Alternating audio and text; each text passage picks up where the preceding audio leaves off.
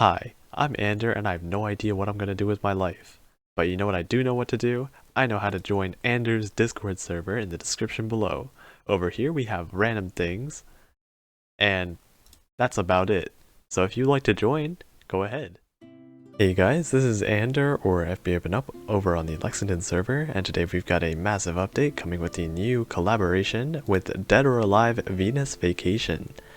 Now, we have a lot to cover in this video, from ships to new equipments, so let's get started. As with every event overview, we've kicked things off with the new skins. Head on over to the skin tab, and you can see that there are an assortment of very spicy skins. You've got Marie Rose's Devilish Servant against the Splashing Waves, with the Manju being squished right there. Rest in peace, my guy. Kasumi with a very nice skin, and with Honoka making her already enormous boobs even bigger somehow. Misaki, Nagisa, Nyotengu, and Monica. All these skins are very spicy. Along with this new event, we have a new Umida beach themed dorm set called Venus Vacation. Head on over to the dorms, and this is what it looks like. Overall, looks really nice, even though it's like basically almost winter. It's a really nice beach themed dorm set, and I highly recommend buying it. Now, the next cool feature about this event is that they introduced some brand new thing called event commissions. Now, as you may guess by the title, there are special commissions that you can take during the event. You will see these right here, and during the event a special commission will be available every day, and you can go and complete these commissions to get some nice event rewards.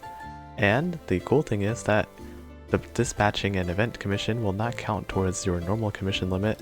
So as you can see right here, I actually have 5 ongoing commission slots. Now after this is over, you will only have 4, but this does not count towards those 4. So this is really nice. And apparently you can even get possibly gems from this, so make sure you're doing them every single day. And that's all. Now for the lucky bag and gear skins, there is no new event lucky bag, but the 2 Black Friday lucky bag deals are still going on. So you can cop them and get yourself a guaranteed live 2D skin, along with a ton of other rewards. For the gear skins, if you head on over to the items shop, over supply packs, you can of course buy them for 2,000 event currency per piece, or from the general shop for 7,000 gold. The skins this time are pretty nice too, so if you want to decorate your gears, you can feel free to buy them. Now of course, for the most important part of this new update, Hipper, over here, has finally gotten some love from the developers. She still has no skin, but at least she now has a character story. To start it, you'll need to set Hipper as your secretary, repeatedly tap her, and ignore her haws, and then you can start the story, called Paradigm of Happiness. So, enjoy that story. Well, actually I'm gonna go and play it through. So, see you guys later. This escalated quickly, now Hipper wants to calm down. Oh boy. Now, getting back on topic, we've got some updated collection rewards. After 2 years of waiting, the collection has finally been updated, and we can get some more gems, some really nice exclusive furnitures, and some pretty good PvP equipments from completing these. First up, if you want my thoughts on these new equipments, the first one being the Frontier Medal. This one's definitely going to shake up the PvP meta, but for PvE purposes, you can think of this as just a worse steam catapult. I'm not sure if this skill applies to PvE, but if I were to guess, it would probably not. Next up is going to be the Washington Naval Treaty over in the Northampton class. This is another PvP equipment. This one decreases the damage both sides deal in PvP by 15%. Honestly, I have no idea why we'd ever use this over a white shell or steam catapult, so if you have any idea of how you should use this, let me know in the comments, because so far I have zero clue what this is going for. Third is going to be this really nice Manju right here, being the Eagle Union Elite Damage Control. This is also another PvP focused equipment that is quite useful. If you're one of those heartless people in PvP that use and abuse Juno, then this is a really solid gear for her. Other than that, it's a decent gear still. Now finally, the last new equipment over here is going to be the Nelson's Pendant of Victory. This is actually going to be useful even in PvE. You can put this on a battleship, battlecruiser, or aviation battleship, and they will help your Vanguard survive a bit more by taking the damage for them.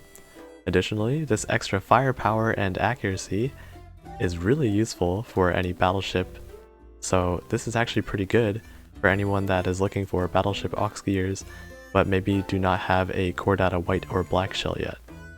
Now for the point milestone rewards and the buffs, if you click the event thing right here and then go to the second vacation lane tab, you will see that there is another point accumulation thing, and you will get a couple of really nice milestone rewards. The notable rewards here are going to be at 8,000 points, where you can go and obtain the heart key, which is very similar to the microphones from the recent Universe in Unison event, providing some anti-air, accuracy, and changing the background music during a battle. The other notable reward is of course Nyotengu at 10k points, and there will be a review on her specifically later on in the video. Now also with this, you can get this permit rank as you increase your points. At 10,000 you will max out this permit rank right here, and while you do that you will get a couple of really nice buffs. So I would first suggest upgrading the pink and yellow skills first, because more XP is really nice to have, and once again, once you do hit 10k points, you will have all of these extra boosts maxed out. So that's pretty nice. Now also in this event is the Volleyball Scrimmage. It's easily my favorite minigame so far. You can access it by clicking the volleyball right here, boop, and then you'll be greeted with this screen. This minigame will net you an exclusive equipment called the Awakening Pearl right here. Anyway, this grants you 15 evasion and 25 accuracy at max level, and when equipped by a Venus vacation ship, their damage will be increased by 3%. So make sure you're doing this volleyball minigame for 7 days so that you can get this. Anyway, back to the minigame, you can click start, and then select your 2 characters, and then you're going to have to click those circles that pop up in a timely manner, so just pick 2 random characters, begin match, and it tells you how to do it. But all you gotta do is click the circles in a timely manner, just like another rhythm game that I won't mention, and I'm just gonna say, this is actually pretty fun. Boom. Because I dominate. Get wrecked.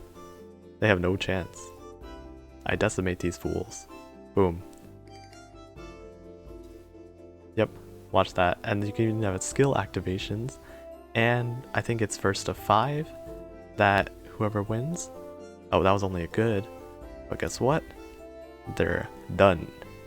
You don't mess with Ander in volleyball. And sure, why not? We'll just keep on decimating these people. And one more for the road. Boom. Nyotengu, get out. And finally one more. I'm telling you, this minigame is actually really fun. Alright, and that'll be it. So do this for 7 days straight and you will get yourself the Awakening Pearl, and that's all. Now there's also an event souvenir / photo album thing that you can complete during the event. Once you finish all the tasks and unlock every single girl's favorite food and drink here, you will get yourself a souvenir Venus vacation statue furniture thing. So that's pretty cool, you can put that in your dorm. Now for the event shop guide. The event shop this time around is extremely straightforward since there are no special gears that you can buy from here. If you don't feel like farming SP4 for Misaki, then you can always buy her from the shop. But if you've already gotten her from SP4 or from the gacha, then I would not suggest buying her from the shop. The next highest priority would of course be the priority blueprints. Both the normal and the rainbow ones are very good. They help your PR grind out tremendously, and I highly suggest purchasing them. Now with that, general parts are always nice to buy. Oil and gold are there if you're ever running low on them, and the gold cat box is also a solid option. If you do like cosmetic gear skins, feel free to buy the gear skin boxes, cause I don't know, they're gears. Now for how to farm Vacation Lane, this event, just like the previous Universe in Unison event, is really easy to farm. There are only 4 normal stages in this event, as well as the SP stage, and we're not going to talk about the extra stage unless you hate yourself. So this event is really easy to beat. You can really beat them with any ships over level 100. The ships in SP stage are less than 100, so you should be pretty fine. So for my recommendations, I would definitely recommend doing the SP stage every day, of course, for the 800 Venus points, the chance for the gold Roomba blueprints, and of course the chance for getting the SR ship Misaki. Along with that, once you are not farming the SP stage, you can farm SP4 for some more event points. Once again, the chance to get Misaki, the super rare, as well as some gold Repu blueprints, which are a very nice fighter plane. First up on the ship reviews, we have our brand new battleship, our very cute shrine maiden, Honoka. She has enormous breasts, and she's visually my favorite in the event. Performance-wise, you could think of Honoka as a super rare version of Arizona, having better stats in almost every single category than Arizona, more DPS, and a much more consistent healing skill. Honoka has two skills. The first skill increases her firepower by 15%, and the damage that she does against light armor enemies by 12%, and along with this, 5 seconds after Honoka shoots her main guns, she will shoot 1 out of 3 random level 10 special barrages. Her second skill will heal 2 random ships in the fleet by 5% of their max HP whenever she fires her main gun, which is definitely much better than Arizona, who only has a 50% chance of activating her heal. Now Honoka over here is going to be really useful in 1-1 fleets, and is going to be perfect for farming XP in a Vanguard ship, because that 2 random ships will now just be Honoka and that 1 Vanguard, meaning it's going to be really consistent. Additionally, Honoka then has a 75% chance to proc yet another special barrage, so overall, Honoka is a really solid ship in this event, as she is an all-around fantastic battleship that has some solid DPS and can keep your team alive with her heal. I would definitely consider leveling her up if you have her. Next up to be reviewed is Kasumi, a gacha exclusive heavy cruiser that seems to be a jack of all trades but master of none, except for evasion. Now, I don't have her, so I'll play some volleyball in the meantime. Now Kasumi's stats and skills are all over the place, since she seems like a torpedo-focused heavy cruiser since she has a preloaded torpedo, but then she has skills that increase her firepower and reload instead. Now taking a look at her stats, she is in the middle of the pack for everything, except for evasion, in which she actually has the highest evasion out of all heavy cruisers, making her incredibly tanky, especially combined with her really high luck stat. Now instead of a main gun mount +1, Kasumi instead gains a preloaded torpedo, which helps with her 1 activation of her skills. Her first skill shoots a very good Sakura Petal Barrage every 15 seconds, and every time she lands 6 torpedoes. Ideally you would want a quintuple torpedo mount on her to maximize the chances of skill activating, as this barrage will be a really big part of her DPS. Her second skill increases the firepower and reload by 5% every time she sinks an enemy, up to 3 stacks for a total of 15%. In addition, if she sinks after she sinks 3 enemies, she gains a 15% accuracy boost for the rest of the battle, and even though accuracy isn't too important unless you're against a destroyer boss for the Vanguards, it's better than nothing. Overall, Kasumi is definitely a solid Vanguard to level up, but she's just a little confusing. By no means is she a bad ship, especially since she has the highest evasion out of all heavy cruisers, so if you like her, then she's a great pick. The third SR gacha ship is going to be Marie Rose, who is a destroyer. She has a really nice design, and overall, she's actually a fantastic torpedo-focused destroyer that has amazing abilities. She has some pretty okay stats, but to make up for it, Marie Rose has some serious awesome skills. Her first skill increases her own torpedo and firepower by 15% for the first 60 seconds of battle, which basically makes up for her lower stats, and in addition, every time Marie Rose takes damage, she has a 10% chance to shoot a special barrage that guaranteed crits. Even though the cooldown between activations is 10 seconds, this is still a really big source of DPS for her, so this is really nice. Marie Rose's second skill then gives a massive 50% damage boost to the first 3 torpedo launches per battle. You can think of this as a more reliable Ayanami skill, as Ayanami gets a 60% torpedo damage boost, but she only has that 5% chance to activate that skill whenever she fires her main guns. On the other hand, Marie Rose has this guaranteed 50% torpedo damage boost applied to her. In addition, whenever Marie Rose fires her torpedoes, she increases the Vanguard's speed by 3 and increases the frontmost Vanguard's evasion by 15% for 8 seconds. So overall, Marie Rose is actually a powerhouse and she's going to be really good. Now for the final SR, we have Misaki, a light cruiser that can be obtained through SP4 or the SP stage, or in the event shop for 8,000 event currency. She has huge boobs, an adorable blushing face, and serves as the Venus Vacation faction buffer. Stat-wise, she is nothing particularly amazing, except for the fact that she has the highest luck stat out of all light cruisers, being tied with Belchan at 89 luck. Now, Misaki's first skill increases her firepower and her damage against light armored targets by 15% for the first 60 seconds of battle. In addition, if there are any other Venus Vacation ships in the same fleet as her, she gains a 15% anti-air boost and takes 12% less damage from guns. Her second skill fires a special barrage every 20 seconds of battle, and any enemies hit by this barrage will take 15% more damage from Venus Vacation characters.